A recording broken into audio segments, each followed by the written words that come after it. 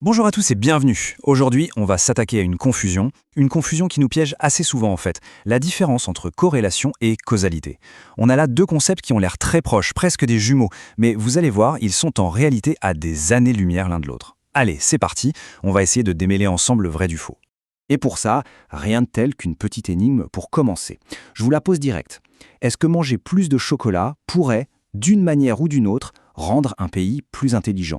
Dit comme ça paraît complètement fou, on est d'accord, et pourtant, les chiffres, eux, montrent un lien statistique vraiment surprenant. Regardez ça, c'est assez frappant. On voit que des pays comme la Suisse, où on consomme beaucoup de chocolat, ont aussi un nombre impressionnant de lauréats de prix Nobel. Ce lien statistique, c'est ça qu'on appelle une corrélation. Et là, elle est bien visible, on ne peut pas la nier. Mais la vraie question, c'est qu'est-ce que ça signifie, au fond ? Bon, pour comprendre ce lien un peu bizarre, il nous faut les bons outils. On va commencer par la base, en définissant le premier concept clé. Alors la corrélation, c'est quoi exactement ? En fait, c'est juste un constat. On observe que deux choses, deux variables, ont l'air d'évoluer en même temps, de bouger ensemble.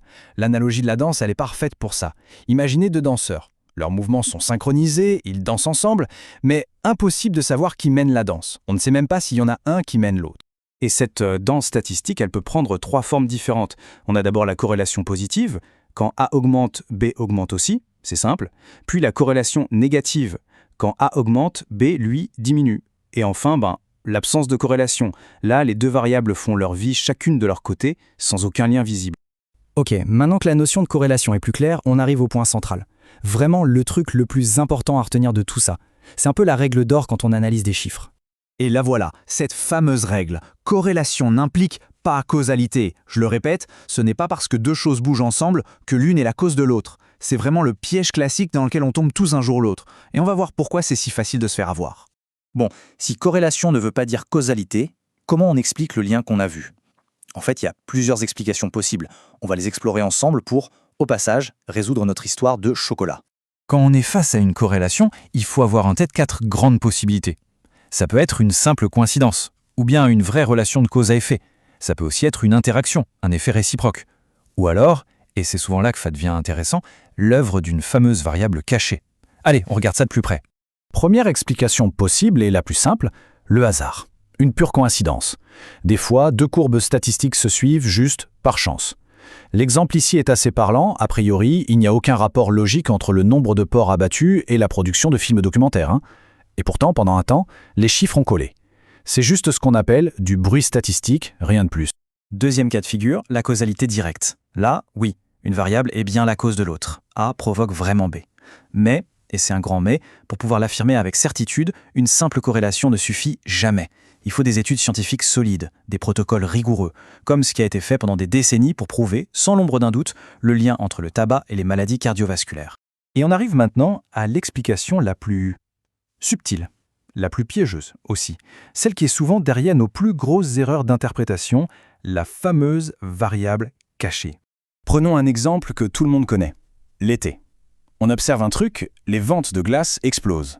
Et en même temps, le nombre d'attaques de requins augmente. Les deux courbes montent en flèche au même moment, de juin à août. C'est une corrélation positive parfaite. Alors, la conclusion hâtive serait de se dire « est-ce que manger des glaces provoque des attaques de requins ?» La question est absurde, évidemment. Personne ne croit ça. L'erreur est flagrante ici. Mais imaginez cette même logique appliquée à des sujets plus complexes. Et voilà la clé de l'énigme. Le coupable n'est ni la glace ni le requin. Le vrai responsable, c'est cette fameuse variable cachée, la chaleur. C'est parce qu'il fait chaud qu'on mange plus de glace. Et c'est aussi parce qu'il fait chaud qu'on va plus se baigner dans l'océan. Plus de baigneurs, ça augmente mécaniquement le risque de rencontre avec un requin. Les deux phénomènes n'ont aucun lien de cause à effet entre eux. Ils sont juste deux conséquences de la même cause. Et cette même logique, celle de la variable cachée, elle nous permet de résoudre notre mystère du chocolat du début. Non, le chocolat ne rend pas plus intelligent. La variable cachée ici, c'est la richesse du pays. Un pays riche peut se permettre deux choses, ses habitants peuvent consommer plus de produits de luxe comme le chocolat, et ce même pays peut investir massivement dans la recherche et l'éducation, ce qui à terme produit plus de prix Nobel. Voilà, le mystère est résolu. Bon, tout ça c'est bien beau avec des exemples un peu rigolos, mais concrètement, pourquoi c'est si important de comprendre cette différence au quotidien ? En fait, c'est crucial. C'est une sorte de boussole pour l'esprit critique. Que ce soit en lisant les gros titres sur la dernière étude santé, en écoutant un rapport économique, ou même en voyant une publicité qui promet monts et merveilles, avoir ce réflexe de se méfier des liens trop évidents, c'est fondamental.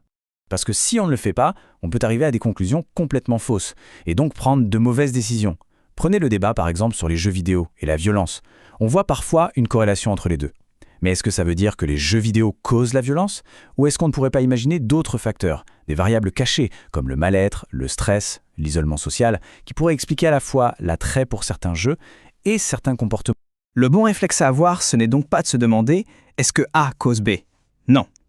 La bonne question, c'est « OK, quelle pourrait être l'autre explication ?» Il faut chercher la variable cachée, ce fameux facteur C, qui tire peut-être les ficelles dans l'ombre. Alors voilà, la prochaine fois que dans l'actualité on verra un titre affirmant un lien surprenant entre deux choses, quelle sera la première question qui viendra à l'esprit? C'est ce petit doute, ce réflexe critique qui fait toute la différence. Ça permet de passer de quelqu'un qui subit l'information à quelqu'un qui l'analyse vraiment.